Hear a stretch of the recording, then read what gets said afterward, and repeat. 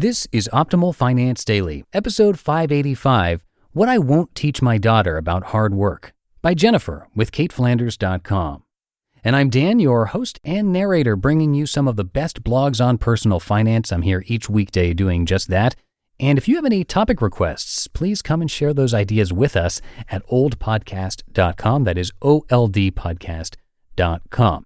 Now, today's post comes from a guest author on Cait Flanders' site. Jeniffer is a friend of Cait's and writes at simplyfiercely.com, so you can find more about her there. And before we get to Jennifer's post, did you know that 80% of callers hang up when they reach a voicemail? Whether you are busy or on the go, Abby Connect's virtual receptionists delight and convert your business callers through the perfect mix of professionalism and charm. Missed calls mean missed business. So sign up for a free 14-day trial at abbyconnect.com/finance. But for now, let's get to today's post as we start optimizing your life. What I Won't Teach My Daughter About Hard Work, by Jeniffer with CaitFlanders.com. I'm a first-generation American. My mother was born in Hong Kong, and she came to America with my grandparents when she was just 7 years old. Like many immigrants, my family came in search of a better life, and they were willing to work very hard to make it happen. And work hard they did. By the time I was born, my grandparents had opened a small Chinese restaurant where they worked from open to close every day, 365 days a year. Almost every childhood memory I have of my grandparents is of them in the restaurant, my grandfather cooking in the back and my grandmother serving in the dining room. There were no vacations and no holidays for my grandparents. They would even work Christmas Day. I remember watching them get up from our family dinner to cook and serve the paying customers seated nearby. To this day, I've never known anyone to work as hard as my grandparents, except perhaps my mother, who raised 3 children while going to school and juggling 2 jobs. With these role models, it's probably no surprise that I learned the value of hard work early. By age 10, I was spending most of my free time at my grandparents' restaurant, and by age 16, I'd picked up a second job while studying full-time, a trend that continued throughout my college years. I was proud of myself, and being a hard worker became an important part of my identity. I was always the first to volunteer for extra work and the last to leave the office each night, and I lived this way for most of my adult life. I'm sharing all of this because I want it to be clear. I know what hard work looks and feels like. But as I've grown older, I've started to question the way our society values hard work. Too often, it's not viewed as a means to an end. Instead, it's considered a virtue in and of itself. Those who work hard are good, and those who don't are not. Many of us, myself included, have prioritized hard work over our relationships or even over our own health. And as a new mom, these beliefs don't feel right anymore. My daughter is only 7 months old, but of course I've already started to think about her future. Here are 4 things I won't teach my daughter about hard work and what I want her to know instead. I won't teach my daughter to always give it your all. There was a time when I would write, "I'm a hard worker and I put 100% into everything I do," on all my job applications. I thought it was an admirable quality, and from the positive nods I used to get from recruiters, I'd say I wasn't alone in thinking so. But a lot has changed, and as I've gotten older, I've learned that always giving it your all is not sustainable. We have limits to our time and energy, and we must be intentional about how we invest ourselves, or we risk unintentionally sacrificing the things that matter most. Instead of teaching my daughter to put 100% into everything she does, I'll tell her that everything in life comes with trade-offs. As the saying goes, you can do anything you want, but you can't do everything. She'll need to learn to prioritize and make mindful decisions about what's really worth the investment of her time and energy, and not blindly devote herself to every task or project in the name of being a hard worker. I won't teach my daughter that being busy and exhausted is normal. Growing up, all the adults I knew were busy and exhausted, so I thought this was simply part of being a successful adult. I actually couldn't wait to be busy, and once I started working 2 jobs at 16, I would tell people how tired I was with a smile on my face because I thought it was something to be admired. Of course, the novelty wore off pretty quickly, but I continued to take on as much as possible and push myself to the brink of exhaustion. I remember driving home at 1 a.m. after working 2 long waitressing shifts back to back and physically holding my eyes open with my fingers to stay awake. As ridiculous as this sounds to me now, I had normalized this lifestyle. I truly thought it was the only option, when in reality I was a victim of lifestyle inflation and could have easily worked less by reducing my cost of living. Unfortunately, working less never crossed my mind because, as an impressionable young adult, this isn't what I saw others doing. No one I knew was choosing to intentionally slow down, but I'll make sure my daughter knows this is always an option.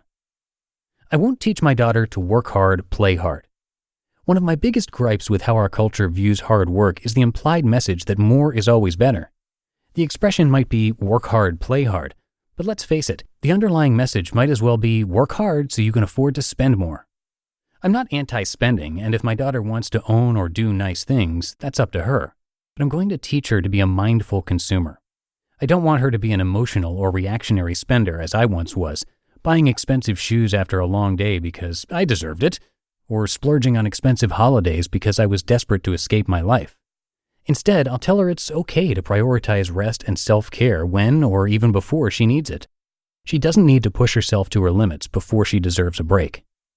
And finally, I won't teach my daughter that hard work leads to success without also having a conversation about defining enough and what it means to be successful. I know this post might lead you to believe that I'm against hard work, but this couldn't be further from the truth. I truly believe hard work is necessary for success, but I take issue with the way we spread this message. You can't have a discussion about hard work leading to success without also talking about defining enough and what it means to be successful. Without this balance, you are setting yourself up for a lifetime of discontent. I've been there myself. In my 20s, I had a good job, I owned my own townhome, and I lived a comfortable life, but I never felt satisfied. A voice inside of me kept telling me to work harder, and whenever I stopped to rest, I felt guilty. Looking back now, I can see I'd set myself up for failure. I'd never defined what success meant to me, so it didn't matter how hard I worked, I was never going to achieve it. And this is the problem with how we discuss hard work. I want my daughter to know that hard work is a means to achieve something that matters to you, not a constant state of being. On a final note, I couldn't end this without acknowledging how grateful I am for how hard my grandparents and my mom have worked to give me a better life. Of course, it's a privilege to be able to consider the role hard work plays in our lives, and for some, it's a case of survival, not choice. Just make sure you're not giving away your choice when you don't need to. You just listened to the post titled "What I Won't Teach My Daughter About Hard Work" by Jeniffer with CaitFlanders.com. And thank you again to Abby Connect Virtual Receptionists for sponsoring this podcast. Abby Connect is the leading live receptionist service which helps your business screen, qualify, and convert incoming calls. Did you know that 80% of business callers don't leave a message when they reach a voicemail? And missed calls are missed opportunities. Abby Connect offers guaranteed and professional call answering at a fraction of the cost of a receptionist or assistant. The Abby Connect receptionists are trained specifically on your business and provide the perfect mixture of high-end call reception and cost efficiency. Businesses working with Abby Connect report great savings, higher revenue, and more time to focus on growing their company. Our listeners will receive a free 14-day trial and $95 off their first bill if they sign up at abbyconnect.com/finance. That's abbyconnect.com/finance, and we thank them for sponsoring this podcast. And that's going to do it for another week here on Optimal Finance Daily. Hope you have a happy Friday and a great start to your weekend. Thanks for being here every day and listening, and I'll see you back here on Monday, where your optimal life awaits. Hello, Life Optimizer. This is Justin Malik, creator and producer of this podcast, but also Optimal Living Daily, the show where I read to you from even more blogs covering finance, productivity, minimalism, personal development, and more, from incredible bloggers like Derek Sivers, Zen Habits, Mark and Angel, The Minimalists, and all the ones you hear on this show too. So if you enjoyed today's episode and like taking amazing blogs on the go, come on over to Optimal Living Daily and subscribe to that one too. And together, we'll start optimizing your life. You've been listening to Optimal Finance Daily. Be sure to hit the subscribe button to stay up to date on each new episode and head to oldpodcast.com. That's OLDpodcast.com for a free gift as well as more actionable tips and resources to help you maximize your potential. Thanks for joining us, and remember, your optimal life awaits.